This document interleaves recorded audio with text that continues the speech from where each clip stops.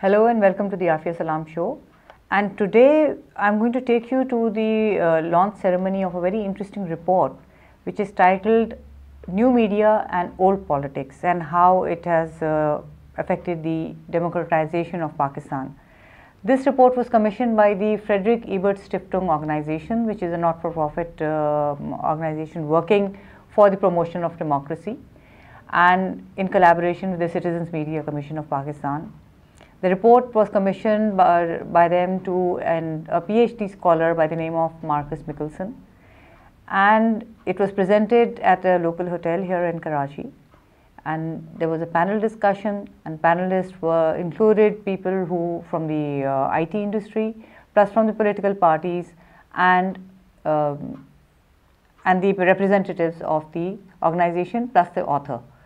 And I'll just take you there and you can listen to what was said, why this report was commissioned and what the findings of this report were, and how they feel that it will impact the new media will impact the politics of Pakistan.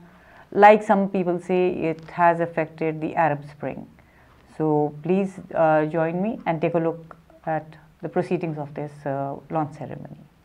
Yes, we found out that the internet use, if you compare it to other countries in the region, is still quite low.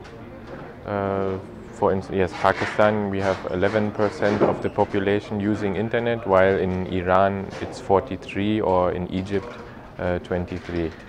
So there are some basic barriers like education and infrastructure that need to be abolished to expand the internet use in Pakistan. But on the other hand, we have in Pakistan a very young population, very with a lot of curiosity towards technology, and also there's a high mobile phone penetration rate in Pakistan, and an online market in Urdu that is not at all exploited. So we can somehow expect that there will be a surge in internet use in the next years.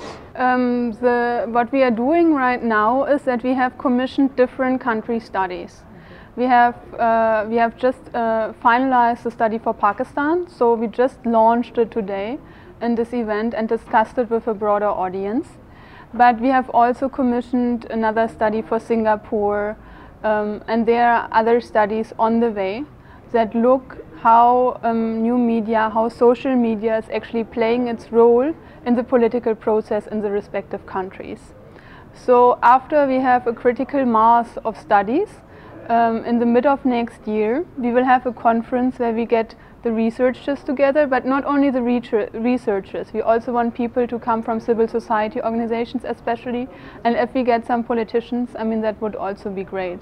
So to facilitate this kind of interaction, further interaction on the topic.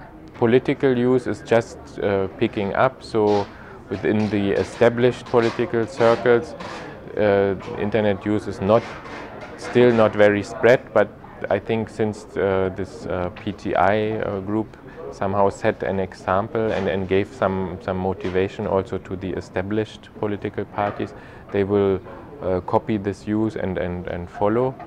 On the other hand, civil society, there are some activist groups who use the internet quite successfully for debating among each other, for raising awareness on certain topics, for instance in the fields of women's rights, or after the killings of the two politicians in the blasphemy controversy.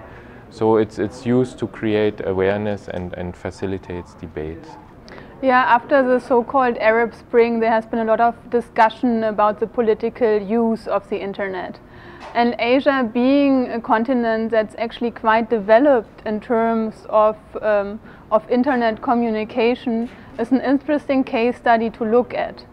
In Asia, we have very different regimes, very different countries. So not in every country, obviously, the communication, also the internet communication, is that open. But we started looking at some countries like Pakistan, which are in a process of democratic consolidation or change. And we just want to find out, I mean, what role does new media and the internet actually play in facilitating processes of political interaction, of political change, maybe even political change. But first of all, political interaction. Can it enhance the relations between citizens and politicians? Can these platforms create like a critical mass of people debating a certain topic, and so on? For growth, yes, in any case. If it has a potential for political impact, depends, of course, on the actors who are behind so maybe this that will use. be part of your next step. Yes, that would be interesting to follow up. Well, at the end, I mean, how we see social media or new media at this time, it is, I mean, we see it as a tool for political or social activism. And that's basically what we want to promote as a foundation that's committed to the values of social democracy. I mean, we want people to be active in what is happening in their country, be a part of the political process and shape it in their way. And new media is just one tool in this, but we think it's a tool that has been growing. It's something that is very widely accepted by the big number of youth. And if you look at South Asia, we have 70% youth. So these people, they are coming up and they are using very easily and familiarly using these tools. So if they don't come to us in the seminar, we have to go to them and use the same way in getting into this interaction.